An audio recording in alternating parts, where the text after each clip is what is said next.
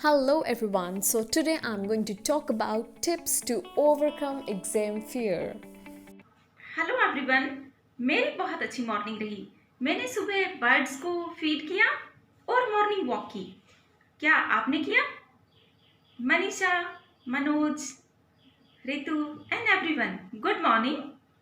Well, जैसा आपने मुझे कहा बच्चों कि आपकी यूनिवर्सिटी का टाइम टेबल आ गया है और एग्जामिनेशंस आर अप्रोचिंग, तो आपको थोड़ा चिंता है, एंजाइटी है, डर है एग्जामिनेशन में। तो इन सब को दूर कर कर और एक सकारात्मकता के साथ एग्जामिनेशन को आप लिखें, इसके लिए आपने बोला कि मैं आपसे एक टॉक करूं, तो here I am. Well students, examination का नाम आते ही आपके दिमाग में क्या आता है? फियर एंड एंजाइटी, चिंता और डर। जबकि जब आप अपनी फ्रेंड की बर्थडे पार्टी में जाती हैं तब कैसा महसूस होता है? वेल, आप अपनी बहुत अच्छी ड्रेस पहनते हैं और आपको लगता है कि मैं अपना बेस्ट लग रही हूं।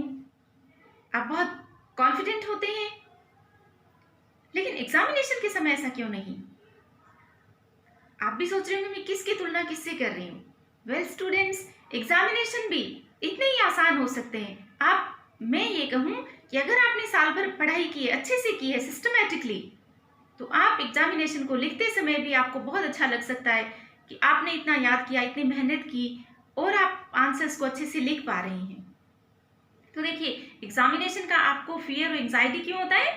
क्योंकि आप में कॉन्फिडेंस नहीं होता। अब बात बताइए, अगर आप में कॉन्फिडेंस होता तो क्या आप चिंता करते?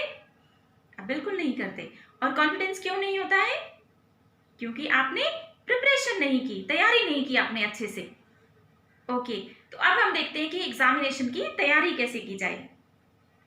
तो देखिए स्टूडेंट्स, तैयारी के लिए आपको आपके टीचर्स बताते हैं, सीनियर्स, पेरेंट्स, कि आप प्लानिंग कीजिए, स्ट्रेटेजी बनाइए। लेकिन आप ये देखते हैं कि सेशन के शुरू में आपने बहुत ही उत्साह से पढ़ने की योजना बनाई, एक टाइम टेबल आपने बनाया, अपनी रीडिंग टेबल पर भी रखा। लेकिन जैसे जैसे एग्जाम्स आते गए पास में, वो सब धरा का धरा रह गया। तो इन बड़ी बड़ी बातों को छोड़िए और आप अपने सर्कमस्टेंसेस के अनुसार, आपका जो एक आप इंडिविजुअल हैं, आप अपने आप में यूनिक है। आपको कब पढ़ना अच्छा लगता है, दोपहर में, मॉर्निंग में या लेट नाइट? कुछ कुछ स्टूडेंट्स होते हैं ना, वो उनको रात को पढ़ना ही अच्छा लगता है। तो आप खुद तय कीजिए कि आप किस तरह से पढ़ेंगे। और सब बच्चों के पास टाइम भी अलग, मतलब टाइम की अवेलेबिलिटी अलग अलग होती है। गर्ल्स को किचन के काम में कई बार हेल्प करनी पड़ती है अपनी मम्मी की, तो कोई बात नहीं, आप कर सकते हैं। लेकिन अगर आप सिस्टमैटिक और डिसिप्लिन में रहें, अनुशासित रहें, सब कुछ पॉसिबल है। तो मैं आपको ये कहूंगी कि एग्जामिनेशन में अच्छे मार्क्स लाने के लिए आपको 3 R पर ध्यान देना चाहिए। अब ये 3 R क्या है? वो है रीडिंग। देखिए, आप अपने सिलेबस की 1 या 2 अच्छी किताबें आप पढ़ लीजिए, प्रत्येक सब्जेक्ट की। इसलिए बच्चों, अलग अलग नोट्स और 10 किताबों को एक बार पढ़ने से अच्छा है कि आप एक ही बुक को 10 बार पढ़ें, एटलीस्ट 3 बार पढ़ें, तो आप बहुत अच्छा स्कोर कर सकते हैं एग्जामिनेशन में। तो पहला R है हमारा रीडिंग। दूसरा है रिलैक्स, मतलब आप रिलैक्स कीजिए, रिलैक्सेशन के लिए आप टाइम निकालिए। क्योंकि जब आप रीडिंग टेबल पर बैठे होते हैं, आप बहुत लंबे सिटिंग आवर्स देते हैं, लेकिन कहीं ना कहीं आपका दिमाग चेकआउट कर रहा होता है। मतलब आप शारीरिक रूप से तो अपनी अध्ययन कक्ष में होते हैं, लेकिन आपका दिमाग या तो कहीं बाहर होता है या फिर अपने दोस्तों के बारे में सोच रहा होता है, खेलने के बारे में सोच रहा होता है। मतलब वो कोई भी बात हो सकती है, या कल किसी के साथ झगड़ा हुआ था, उस बात पर आप सोच रहे होते हैं। तो देखिए स्टूडेंट्स, आप 30 मिनट्स आपने पढ़ लिया, फिर आपने 5 मिनट का ब्रेक ले लिया, मतलब स्टडी ब्रेक्स आप लीजिए।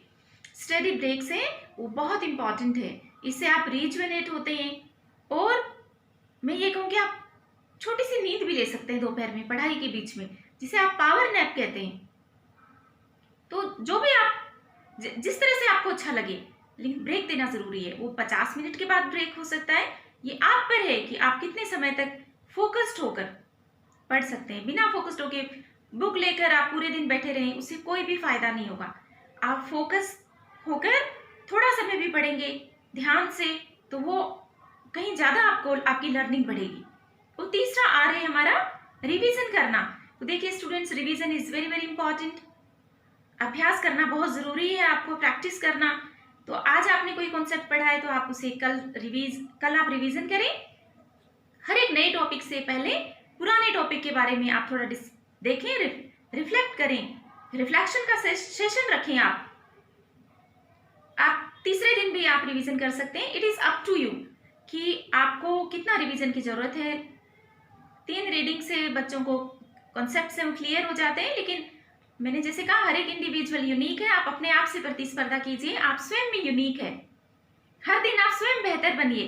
तो अगर आपको 4th टाइम रीडिंग करनी पड़े तो कोई बुराई नहीं है, आप 4th टाइम पढ़िए, आप 5th टाइम पढ़िए, लेकिन हमारा उद्देश्य होना चाहिए कि हम थ्योरीज को, जो आपके कॉन्सेप्ट्स हैं, अवधारणाएं हैं, सिद्धांत हैं, उनकी समझ विकसित करना।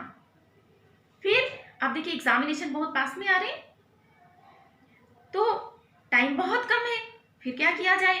तो बहुत इंपॉर्टेंट है आपके लिए कि अपने सिलेबस में आप इंपॉर्टेंट टॉपिक्स देख लीजिए। पूरा सिलेबस आपने पढ़ लिया नॉलेज के लिए, बहुत अच्छी बात है। एग्जामिनेशन में आपको रणनीति बनानी होगी। आपको पुराने क्वेश्चन पेपर्स आप देखिए, उसमें कुछ टॉपिक्स हैं जो हर बार रिपीट होते हैं, उन पर आप फोकस कीजिए। तो आपका सिलेबस के इंपॉर्टेंट टॉपिक्स को आप पढ़िए।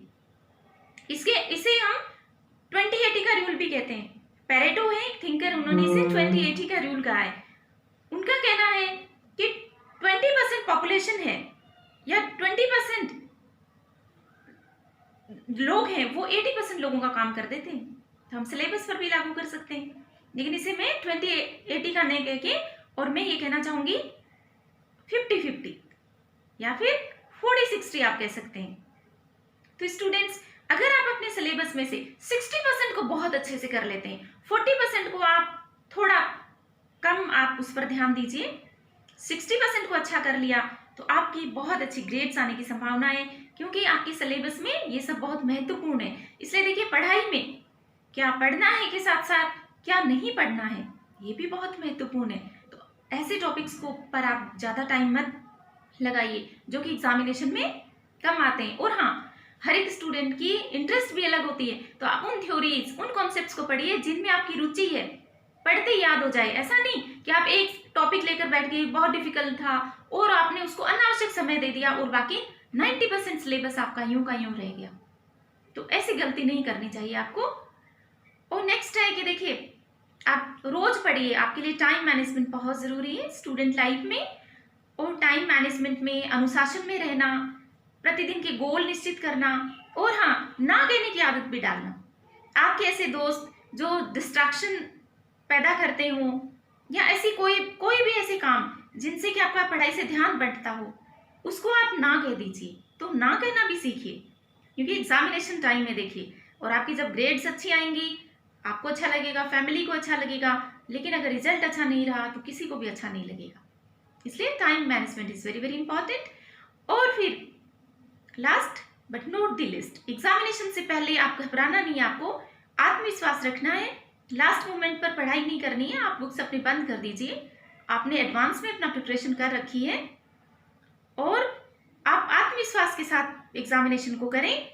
और एग्जामिनेशन के समय आप बैलेंस डाइट लें, संतुलित भोजन, और भोजन छोटे छोटे टुकड़ों में बांटते हुए लें। एक साथ खाने से आपको बहुत थकान और नींद महसूस हो सकती है। तो एक स्टूडेंट को अच्छा भोजन खाना चाहिए, बहुत ही आप हैवी फूड ना लें, गरिष्ठ भोजन नहीं लेना चाहिए। अच्छा भोजन, जो भी घर में परंपरागत आपके भोजन बनता है, अच्छी स्लीप एग्जामिनेशन से पहले, और कॉन्फिडेंस होना और रिलैक्स्ड रहना बहुत ज़रूरी है। स्ट्रेस में नहीं रहना चाहिए।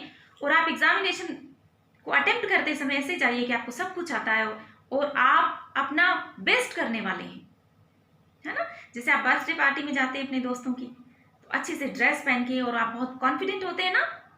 वो कॉन्फिडेंस कहाँ से आता है? क्योंकि आपको लगता है कि I am looking my best. तो एग्जामिनेशन में भी आप ऐसा ही कीजिए। आप ये सोच कर जाइए कि I will do my best, मेरी प्रिपरेशन सबसे अच्छी है और मैं बहुत अच्छा स्कोर करूँगी या करूँगा।